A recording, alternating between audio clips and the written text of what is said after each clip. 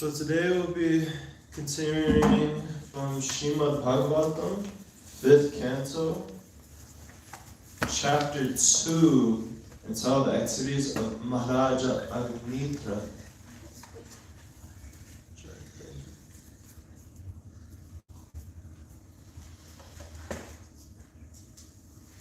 And we'll be covering text 16 today. Om Namo Bhagavate Vasudevaya.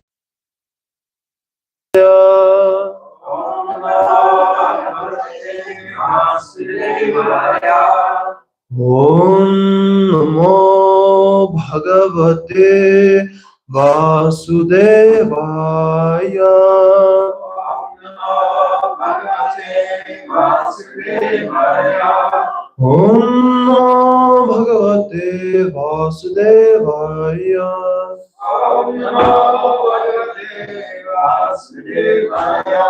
Narayanam Namaskritya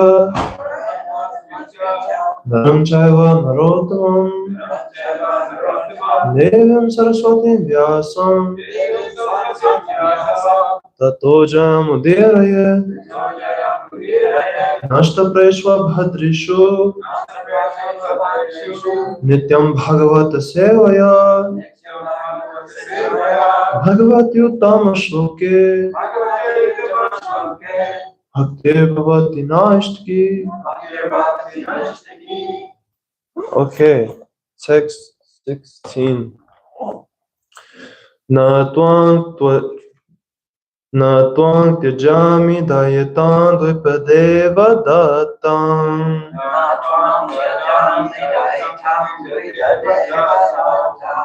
Yasmin manodrigapi no navid yati lognam.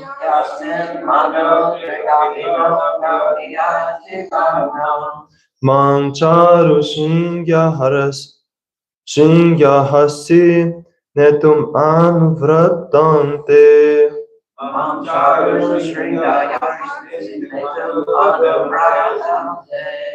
Chitang Yata Pratisarantu Shiva Satchivyaha.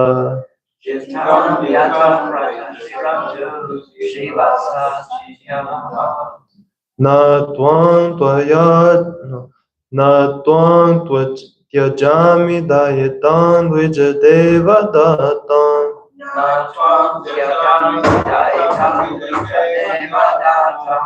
Yasmin manodrigapi no naviyati lagnam.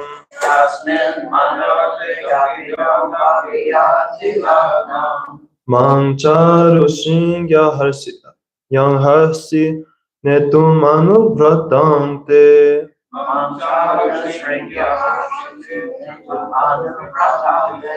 Chitang Yata Pratisarantu Shiva Satchivyaha.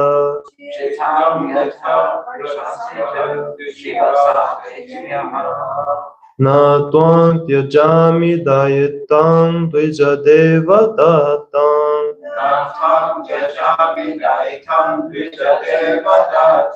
Yasmin manodrigapi no naviyati lagnam.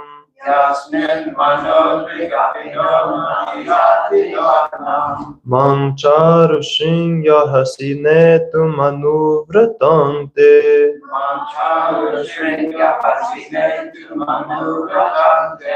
Chitang Yata Pratisarantu Shiva Satchivyaha.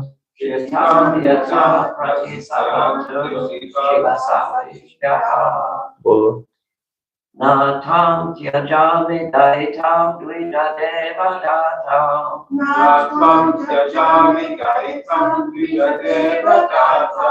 Yasmin manodrigapi no naviyati lagnam.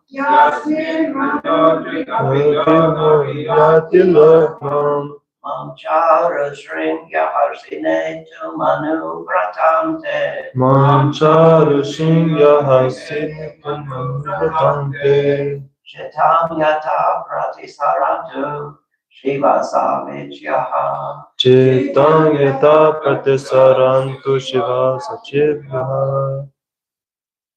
Natram Chitami Dayitam Vijadeva Datam Natvam Tyajami Dayitam Vijadeva Datam Yasmin Manodrigapino Naviyati Lagnam Yasmin Manodrigapino Naviyati Lagnam Hasineta Manuvritante Manchara Shriya Harasineta Manuvritante Chitam Yata Pratisaran Shiva Satya Chitam Yata Pratisaran Shiva Satya Natvam Tyajami Dayitam Vijadeva Datam Natvam Tyajami Dayitam Vijadeva Datam Yasmin Manodrigapino Naviyati Lagnam Yasmin Manodrigapino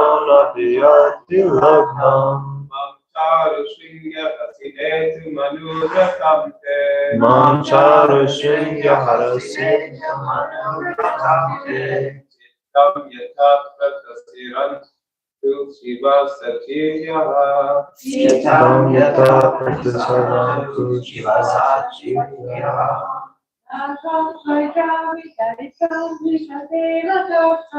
Natvam Tyajami Dayitam Vijadeva Datam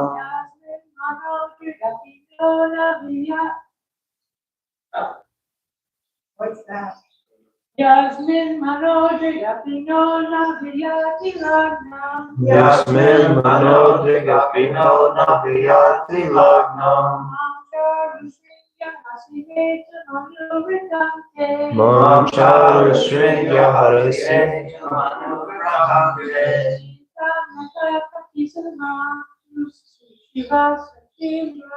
Chitam Yata Pratisaran Shiva Satya. Okay, synonyms. Na, not. Tvam, you. Tyajami, I shall give up. Dayitam, very dear. Dvijadeva, by Lord Brahma. The demigod worshipped by the Brahmanas. Datam, given. Yasmin, unto whom? Manaha, mind. Drik, eyes. Api, also. Naha, mind. Naviyate, do not go away. Lagnam, tightly attached. Mam, me. Charu Shringi, oh woman with beautiful raised breasts. Arhasi, you are. Netum, to lead.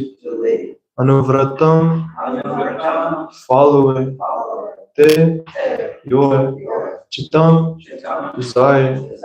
Hitaha, wherever. Pratisarantu, may follow.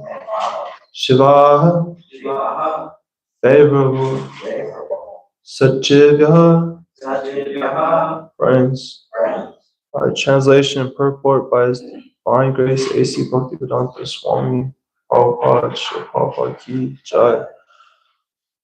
Lord Brahma, who is worshipped by the Brahmanas, has very mercifully given you to me, and that is why I have met you. I do not want to give up your company, for my mind and eyes are fixed upon you and cannot be drawn away. O woman with beautiful raised breasts, I am your follower. You may take me wherever you like, and your friends may also follow me. Please repeat after me. Lord Brahma, who is worshipped by the Brahmanas, has very mercifully given you to me. And that is why I have met you. I do not want to give up your company, For my mind and eyes are fixed upon you. You cannot be drawn away. O woman with beautiful raised breasts, I am your follower. You may take me wherever you like, and your friends may also follow me. Purport. Now Agnidra frankly admits his weakness. He was attracted to Puravachitti, and therefore, before she could say, "But I have no business with you," he expressed his desire to be united with her. He was so attracted that he was ready to go anywhere, hell or heaven, in her company. When one is absorbed in lust and the influence of sex, one surrenders to the feet of a woman without reservations. Srila Madhvacharya remarks in this connection that when one engages in joking and talking like a crazy person, one may say anything and everything, but his words will be meaningless. Om Ajnanatamrandasya Gnanjana Shlakaya Chakshu Amritam Yena Tasmai Shri Gurave Namah Shri Chaitanya Manobhishtam Staptam Yena Bhutale Swayam Rupakadahmayam Dadati Swaparantikam He Krishna Karuna Sindha Dinabandha Jigate Gopasha Gopaka Kanta Rakanta Mosite Tapta Kanchana Gourangi Radhe Vrindavaneshwari Vrishvano Sutrevi Pranami Arepre Panchakalpatrubhyasa Kripa Sindhu Evacha Patitanam Bhavanebhyo Vaishnavebhyo Namo Namaha Jai Shri Krishna Chaitanya Prabhu Nityananda Shri Advaita Gadadhara Shiva Sai Gaur Bhaktivinoda Hare Krishna Krishna Krishna Hare Hare Hare Rama Rama Rama Hare Hare. Okay, today's translation once more. Lord Brahma, who is worshipped by the Brahmanas, has very mercifully given you to me, and that is why I have met you. I do not want to give up your company, for my mind and eyes are fixed upon you and cannot be drawn away. O woman with beautiful raised breasts, I am your follower. You may take me wherever you like, and your friends may also follow me.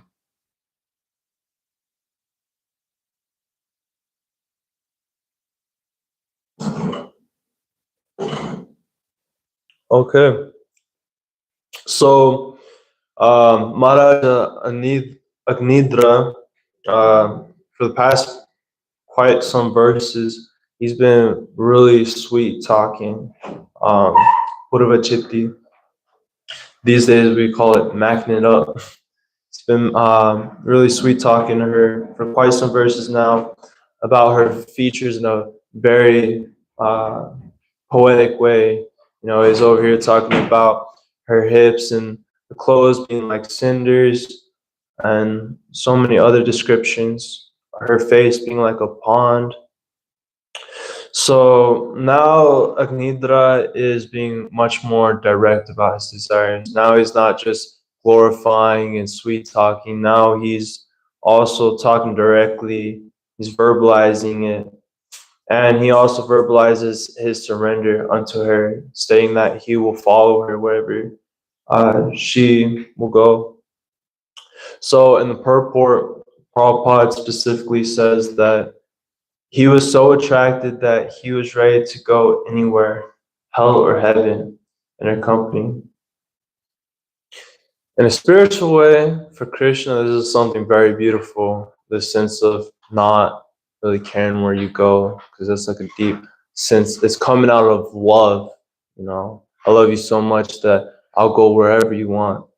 But in this case, it's out of lust. It's out of lust that he's saying, I'll go wherever you'll go, I'll follow you, heaven or hell.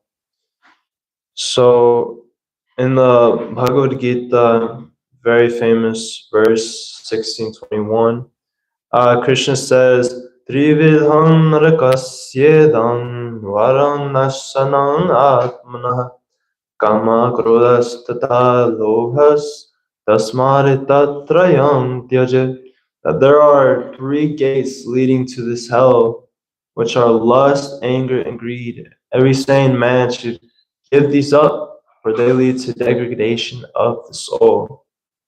So, lust makes people act up. Greed, people oftentimes are so greedy they won't help people that really need it.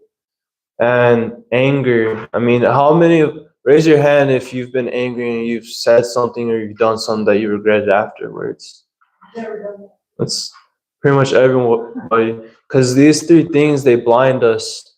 When we're angry, we get too worked up that we're not thinking about what is the reality of the situation. You may not even know the reality of the situation a lot of the time. Sometimes we make an assumption and we get angry and it fumes us. And then we're not thinking properly. So then we act out, we say something.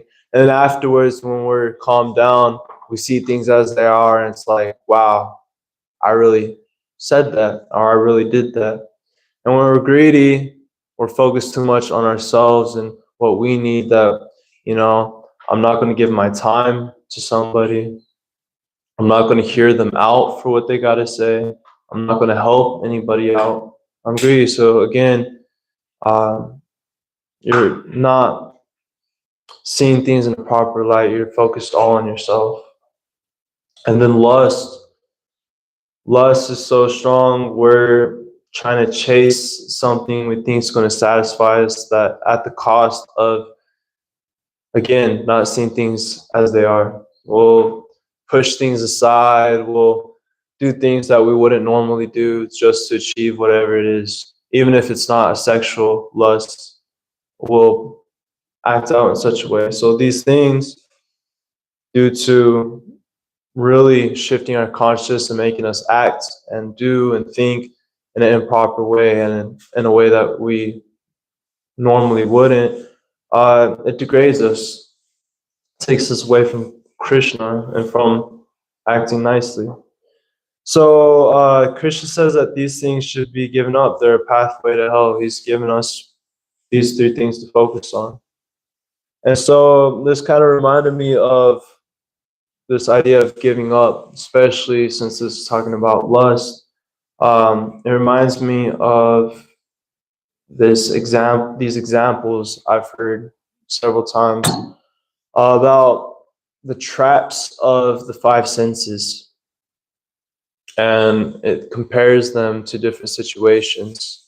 Just to give an example of how these senses, when we don't have them controlled, they can trap us, they can harm us. So we'll start with hearing. Hearing kind of happens involuntarily. Even in your sleep, you hear things. Sometimes it goes into your dream or it wakes you up. Your other senses oftentimes kind of null and void for the most part. But hearing is so strong, even in your sleep, you'll wake up. So hearing, an example that was given was the hearing of a deer. Deer has good hearing, much better hearing than we do, and oftentimes it's out on alert. If you've ever been in the desert or in a forest wherever there are deer, deer is constantly listening. You'll see its ears perk up and look everywhere, and it constantly raises its head, looking left and right, looking for danger, right? However, when a hunter uses a flute, the deer becomes enchanted by it. Or these days, it could be other sounds.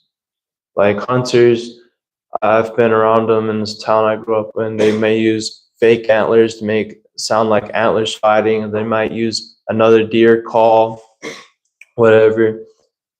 Anyways, this hearing attracts the deer and it stops the deer.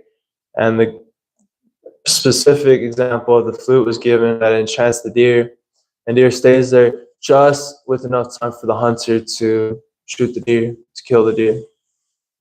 So this hearing was a detriment of this deer. Instead of being like, okay, that's an abnormal sound, I should run away, the deer becomes enchanted and stays frozen and open vulnerable to the hunter. Next thing, sight. Everybody wants to see something beautiful. We can't help it. That's part of our sight. We want to see beautiful colors. We want to see beautiful clothes, beautiful face, beautiful body, beautiful drawing and artwork. We want to see beauty, beautiful flowers. So a moth is attracted by light. You know, at nighttime, it's always around light bulbs, or if you're on your phone at night, sometimes if there's a moth, it'll come and hit your phone or crawl on your phone screen. So a moth, when it sees fire as well, it'll also dive into the fire to kill it, and it dies. It kills itself. I didn't think this was true when I first heard this, but I had went on a camping trip before, and it was late at night, and we were around the fire, and I just saw one moth go in the fire, and then another one. And I was like, wow, they're so attracted to this light that at their own demise, they kill themselves. So that's hearing and that's sight. The next thing is taste. An example given for taste is a fish. So, a fish is going around looking for things, and a fisherman, oftentimes, they don't just put the hook in the water. They also put some type of bait on it, whether that's a worm or some type of concoction of different things, something that the fish would like to eat. Sometimes it's even as simple as a piece of rubber that looks like another living entity that might be delicious. And so the fish goes up to eat that, and it gets hooked by the fisherman and obviously killed again. see the pattern here? Kill, kill, kill. They all got killed. So that's hearing, that's sight, that's taste. The next thing is smell. So smell can attract, or it can shove away things.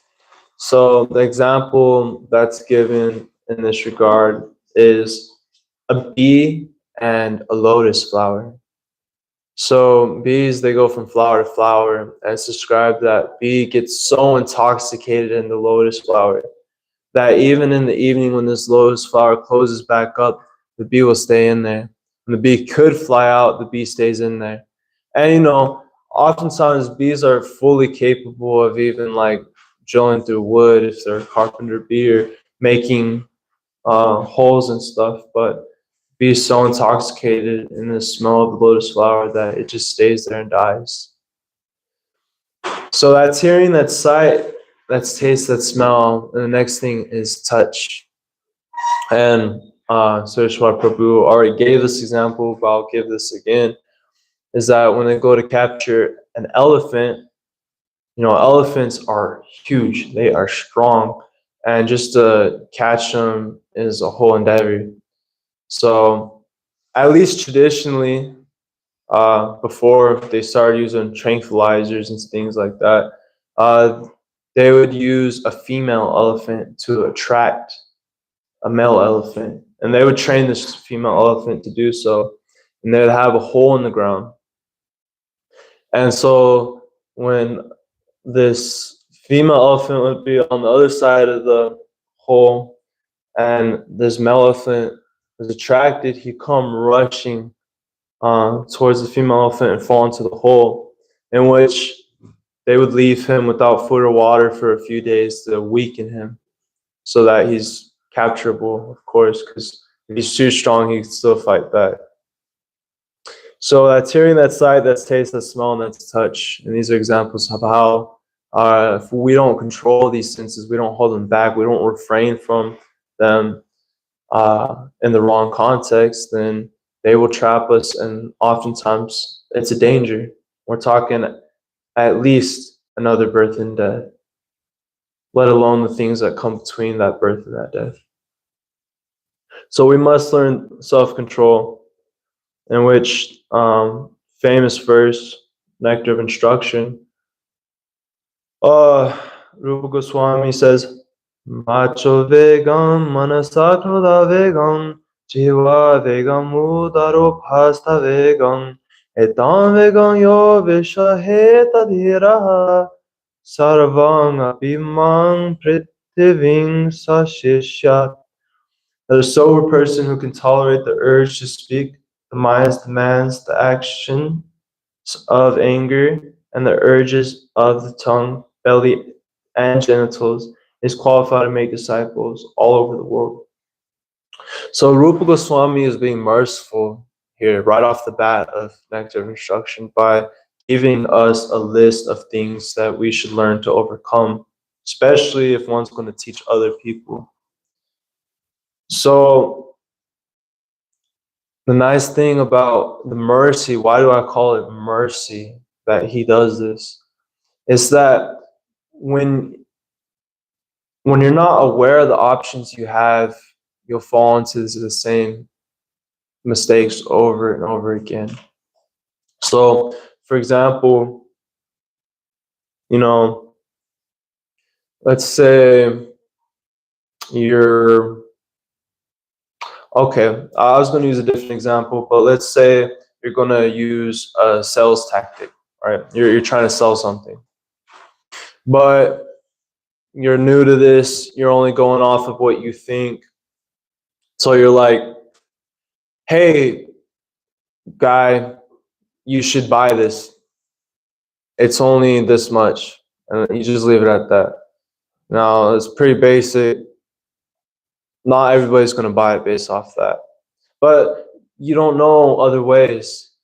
But when you go around other salespeople and you see how they do, and maybe they even give you some pointers, now you know the options that you have. Maybe you start off by being more personal, more enthused, hey sir, how is your day going? And now you start talking more in a very nice way, and you sell the product. You give it you talk it up, how nice it is, how it works for you. Now you know some options you could use. So when you have options and you're aware of these options, you know how to go about things in a proper way. So Rupa Goswami is giving us the opportunity to make better decisions and not be controlled by these things, by making us aware of them.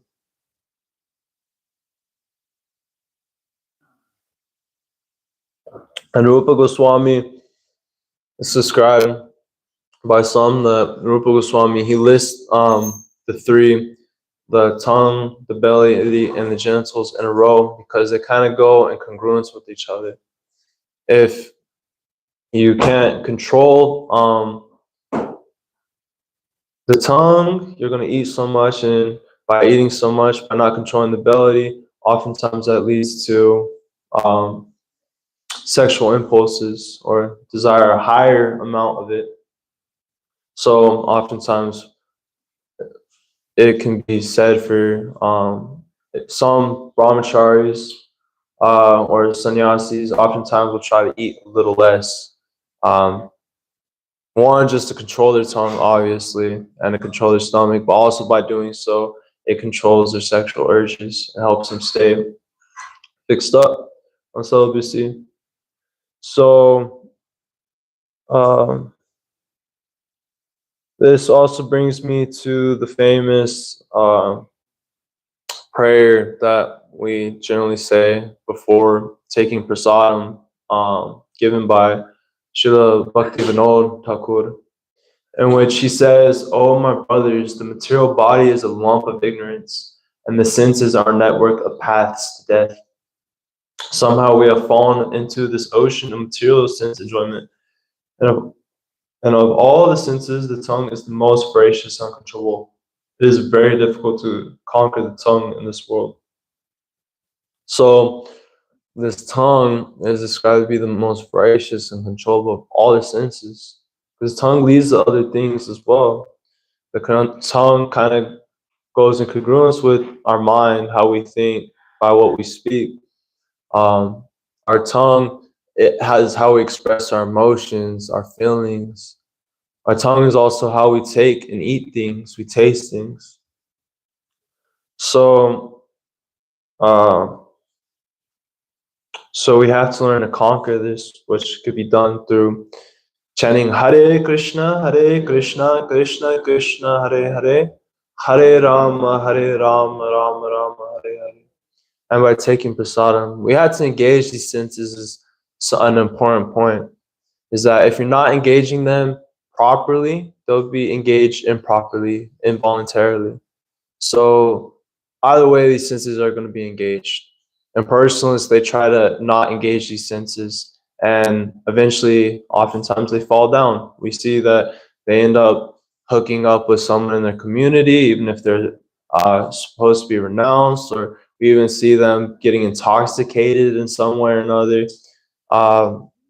Somehow or other, these senses had to be engaged. So proper utilization of these senses is engaged in Krishna service, of hearing about Krishna, seeing the form of Krishna, smelling things offered to Krishna, tasting prasadam, chanting the names, touching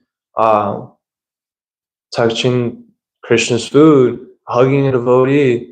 Just find a way to engage these senses. And so now I kind of want to start taking a different shift about a little bit more than just the idea of controlling the senses, because this section is also talking about this male-female relationship, which could be good or it could be bad. Again, it depends how you engage that relationship, how you engage with one another. So I wanted to make an example of two different marriages. So first and foremost, that's often given is karma and devahuti. So before I get started, oftentimes we don't know how to find a proper partner. Oftentimes, and generally speaking, at least in the material world, but also it happens for devotees as well, is that we base our marriage or our selection of a partner on external things fully, or at least to a degree that that makes us not necessarily choose correctly, and we go at it with the wrong heart. When we find someone, we should find someone and base it off of mainly two things. That's their practice, their faith, how are they doing with that, and their character, what kind of person are they. So now, Karma and Devahuti. Karma was a sage, great sage, beautiful sage, did a lot of austerities, fully dedicated to Krishna. But, he's a sage, hairy, probably not like very well kept up, and not rich. He's not rich at all. However, Devahuti was a princess, high standards. She lived in a palace, all this. He was found to be the most qualified person for her. And, he didn't have everything going for him, materially speaking. It's not like he had a whole lot. But spiritually speaking, he was the most qualified person. And in that relationship, Devahuti ended up being the mother of Kapila, God himself. So that's one example. It wasn't based off of how much money he had, what was the house like that he had, who was his family necessarily, none of those things. Well, it was what was his character and what was his faith. Next example is Dhritarashtra and Gandhari. nothing against Gandhari. This is more focused on the husband specifically when I give these examples. So Dhritarashtra, he had a kingdom. He had money. He had pretty much everything going materially. He was the son of Vyasadeva, who's the compiler of the Vedas, a literary incarnation of the Lord. Yet he was completely material and didn't really give any heed to Krishna at all. He was completely focused on that. And, Gandhari was married to him. However, they faced the most distress. All their kids were killed, and they lost everything and their kingdom. So they had it all, but they lost it all. He had everything going materially, but what was his character? It wasn't very beautiful. He was selfish. He was focused on his kids. He was focused on what he wanted. He wanted a throne, and he wanted his kids to have the throne. And what was his faith? What was his practice? It was none. He wasn't over here chanting, glorifying Krishna, all that. In fact, he was banishing Krishna's devotees from the kingdom. So, you can try to marry based on race, ethnicity, culture, family, beauty, money, and so on. But when these material designations and situations are such a consideration, you'll often find a hard time both materially and spiritually. So, I'm going to read a section from the Chaitanya Bhagavat in this regard of so give a little backstory. Jagannath Mishra is at the point that he decides he doesn't want to have Nimai, Lord Chaitanya, he's a kid. He doesn't want him going to school anymore. They just lost their kid, Vishwarupa, their son. He became a sannyasi, and later on, he ended up leaving this world. And so they didn't want the same thing to happen to their son. So, it's like, okay, what? Jagannath Mishra decided we're not going to have him do education anymore. And then his mother was like, okay, she understands where he's coming from, but she's like, how are we going to marry him if he's uneducated? Who's going to want to marry an uneducated person? And that's decently good point. Why would you want someone who, especially at his age, he's still like a young kid, not even a teenager or anything, and they're talking about not educating him. So who's going to want to marry him? Jagannath Mishra, he's father of God, of Lord Chaitanya, and very learned Brahmana. So he kind of like chastises her a little bit for thinking this way. He says that the Supreme Lord maintains the entire universe. Who told you that good education can maintain one? Whether one is a fool or a scholar, they will marry wherever and whomever Krishna has sanctioned for them. Education, birth, and other qualities are only superficial. Krishna alone is the maintainer and strength of all. This can directly be seen in my life.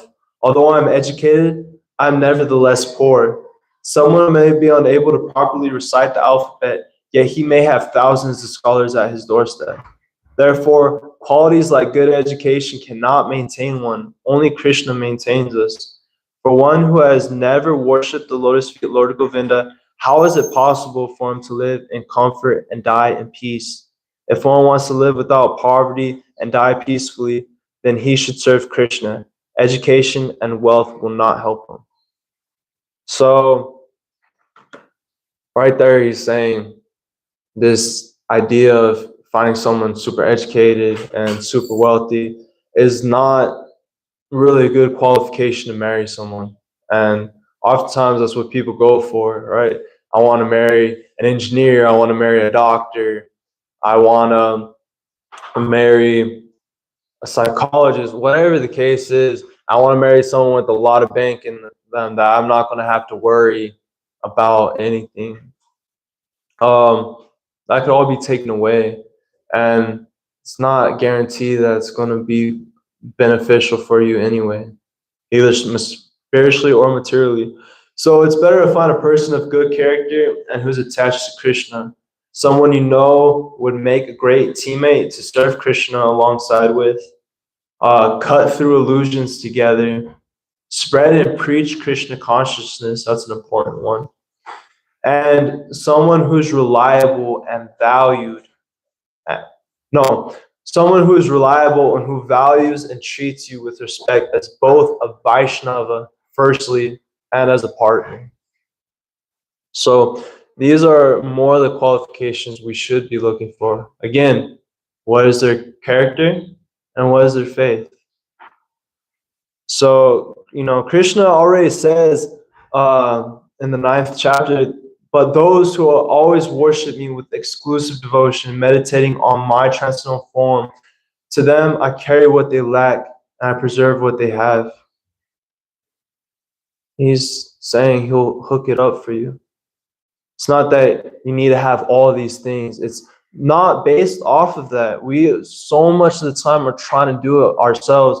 But he says, those who worship me with exclusive devotion, meditating on my transcendental form, he preserves what you have and he carries what you lack.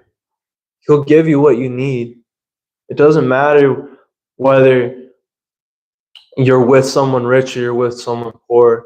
What matters is your devotion with that partner. Is that person going to be good for you to worship Krishna with? Are they going to help you in your Krishna consciousness, or are they going to drag you away from it? Not necessarily due to how their actions, their words, or necessarily things like that, but just comfort alone could drag you away.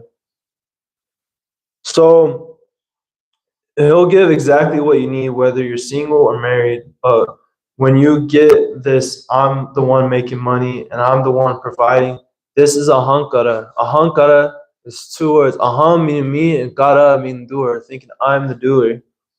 So when you're thinking you're the doer, do this, you're going to be tested and defeated until you realize that although you must do something, it's not you making the money, it's Krishna providing. And in this regard, also in the Chaitanya Bhagavat, is this beautiful pastime with Srivas Thakur. He's a family man with many children. So the Lord asked, I see that you do not go anywhere. How then do you maintain your family, and how will you maintain them? Srivas replied, O Lord, I tell you that I don't like to go anywhere. The Lord then said, you have a large family. How will you maintain them all? Good question. He's not doing anything, really, materially. He doesn't got a job. He's not going around places. He's just staying at home. And he has kids. He has a wife. How is he going to maintain them? Srivas said, one will somehow or other receive whatever he's destined to receive. Again, it shouldn't be imitated. If you're at that level, that's one thing, but this isn't something to imitate. The Lord then said, then you should take sannyasa. And Srivasa replied, I cannot do that. The Lord said, you will not take sannyasa and you will not go to anyone's door to beg alms. Lord, how then will you maintain your family? I do not understand what you are saying. Nowadays, if one does not go out and bring anything, nothing will come. Tell me, if nothing comes to your door, what will you do? Some good points that Mahaprabhu is asking Srivas Thakur, especially since it's not just him, he's also maintaining a family. So how, as a father, you should be there as a husband for your wife to help her, guide her, support her and all that, as well as your children. Be there, support them, help them, raise them, take household responsibilities, do the dishes, do your laundry, take the kids to school, whatever it is. So Srivas clapped his hands 3 times and said, 1, 2, 3. This is the secret. Lord said, "What is the meaning of this 1, 2, 3? Why did you clap?" Srivas replied, "This is my first conviction. If I do not receive food for 3 days, then I tell you the truth. I will tie a pot to my neck and drown myself in the Ganges." As soon as the son of Sachi heard Srivasa's words, he roared loudly and stood up. Lord said, "What did you say, Bhagavat Srivas? You will starve for want of food? Even if Lakshmi has to beg, your household will not be afflicted by poverty. Oh Srivasa, have you forgotten what I personally said in the Bhagavad Gita? But those who always worship me with exclusive devotion, meditating on my transcendental form, to them I carry what they lack and I preserve what they had." So, if you're looking to get married, don't go based off bodily attraction, your urges. Find someone with good character and Krishna consciousness. Beauty fades, mentalities change, money comes and goes, and people die. Don't get lured by the special positionings of fat, flesh, and the varieties of colors of the body. This lust will trick you and you'll suffer somehow or other. So you should curb it through bhakti yoga, which is the only true means of overcoming this lust. In the purport to Srimad Bhagavatam 2, Canto 2, second chapter, 12th verse, Prabhupada says that Vishwanath Chakravarti Thakur clearly defines the import of purification as cessation from sex indulgence. So purification means getting free gradually from sex desire, and this is attained by meditation on the person of the Lord, as described here, beginning from the feet. One should not try to go upwards artificially without seeing for himself how much he has been released from the sex desire. So we should focus on Krishna, focus on his feet. So focus on his feet, meditate on them, and chant his names, which will purify your heart and your mind. Make your attachment Krishna. If you meditate on the beauty of Krishna through the descriptions that were given in Shastra, through the deities and how they're dressed, how they look, then this material beauty will only be like a glowworm next to the sun. It will hold nothing. This beauty, these attractions will hold nothing if you're so attracted to Krishna. So, main points: do not get fooled by your senses. Do not allow them to drag you here and there like they do for everyone. Get in control of them, understand their traps, read the Shastra. The Shastra tells you these traps. It gives you the options. It gives you options on how to go about these things. If you don't know the options, you don't know what you can do and can't do. Read the Shastra, find out the options, hear from qualified devotees, overcome these senses through bhakti, through chanting Hare Krishna, Krishna Krishna, Hare Hare, Hare Rama, Rama Rama, Hare Hare, and all the other processes. And if you're looking to get married, find a partner not based off the external stuff so much. Focused on what's their character and what's their Krishna conscious like. If you focus on things outside of this, you're going to suffer. That's guaranteed. You're going to suffer more than you normally would. But if you find someone of great quality, great character, great Krishna consciousness, doing Krishna conscious things together, obviously, then everything will come. Money is not a problem. Krishna can give or take away money. You can marry a rich person and all that money get taken away. You can marry a beautiful person and they get in a wreck and their beauty's gone, or they get old and their beauty's gone. You could find so many material qualifications that you're going based off of, and it's not going to guarantee that you're going to have a peaceful marriage, that you're going to be maintained. So focus on good character and Krishna consciousness, because the ultimate thing is to make Krishna the center of your life. And if you need marriage, you need somebody who is going to be able to keep Krishna at the center of both your lives and help you keep Krishna satisfied. So if there's any questions or comments, now will be the time. Anybody? Yes. Hey. Thank you for the class, Prabhu. I'm wondering, what does it mean to meditate on Krishna's lotus feet? Does that mean to like literally have like an image of his feet in your mind, or is it more like metaphorical, or what does that mean?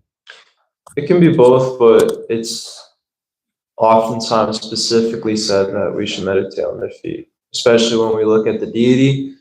Prabhupada mentions the way that we go about meditating on the deity, and the very first thing is to meditate on the feet, and then the thigh, the legs, the thighs, the stomach, all the way up, then you get to the face. Just like the Srimad Bhagavatam, we don't just jump to the 10th canto, which is described as his face. We start with first canto, the second canto, which are his feet, and then slowly build up, which is described the same way. We're going from the feet to the face. So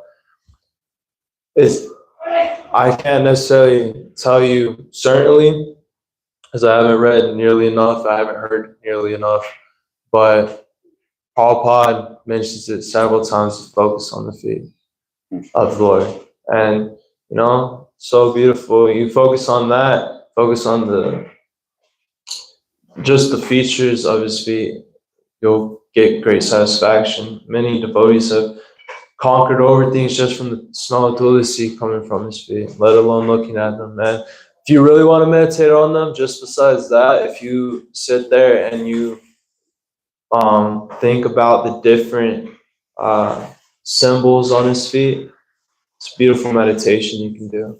Personally, I like to draw when I don't want to sleep in class. And one of those things that I did and I tried was drawing his feet and drawing the different symbols, and it really brought that meditation deeper. And it's like, wow, you know, we say think of the Krishna's lotus feet, but how many of you could really tell me what are on his feet and on which feet and what positions on his feet? So yeah, if you meditate on his feet alone, you'll find great satisfaction. And then, yeah. Thank you. Of course, Mataji. I kind of missed the point. I mean, in this day and age, if you're going to get married, you do have to have an income, right? That's true. You have to have some way of providing for the family. Yeah.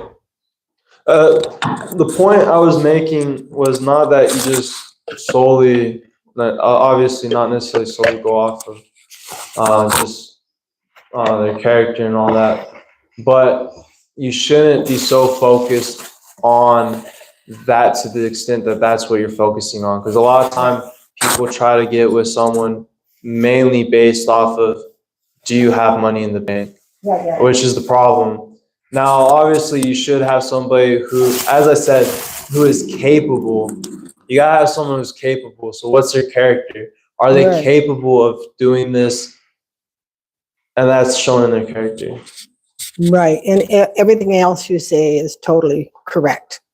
You know, I mean, not that it was incorrect, but I just needed a further explanation that, you know, if you're going to have a family, you do have to have some, you know, responsibility of providing, you know, besides, you know, having Krishna at the center. Everything else you said was totally right on, you know, not just a superficial, oh, the breasts look good. Oh, I love those hips. Yeah. No, this, I was just making that a big point because so much of the time, besides just beauty, people are focused on what's your job. I think, you know, personally, if you have a job and you're able to even just get by, you know, even if you're just able to get by, Krishna could provide from there. So oftentimes, people that actually truly have faith in Krishna, who have faith in God, regardless of what religion, even if they get married early, while both of the people are, you know, they don't have enough time to really save up and all that. A lot of the time, from people I know, people I've seen, people I've heard, is that even though they did that, after they got married, everything was given to them anyways. And even if it wasn't, they went through those times. They were able to make it through those times, and they're still together. Those struggles brought them together, and their faith in Krishna and God strengthened. So even if it didn't all come right away, they didn't necessarily have all the money right away, the things that they learned along the way really set strong and solid foundations for the marriage for the rest of their life. Right. And I think a lot of women look for money because it's a security, but that's a wrong thing. Character and Krishna consciousness, that's what's important. Yeah, are you putting your security in their money, or are you putting security in Krishna who provides the money? Right. Well, Exactly. it just shouldn't be the only consideration. Exactly. When either of these are the only consideration, it becomes a problem. But the main two things you should focus on is what's their character and what's their Krishna consciousness. If you over focus on the other things, you're gonna have a miserable marriage. It becomes karmic. Like it may already have some karma to it, but when you're focused on these things, it becomes karmic, because now you're focused on, I want to be maintained by a person, not by Krishna. Yeah. I want to be maintained by the person. I want to get satisfaction from the person. Krishna is the one that's going to do these things through that person. It's not the person doing those things. It's Krishna doing those things through the person. Just like it's not our parents that are feeding us. It's not our parents that are clothing us. It's not our parents that are giving us the money and all that. It's Krishna acting through them that does it. Exactly. But when we're too concerned about the person, not the person behind the person, you're going to suffer. It's guaranteed you're going to suffer. Yeah. Anyways, I think we'll end there. Granth Srimad Bhagavatam ki jai, Shri Prabhupada ki jai. Thank you for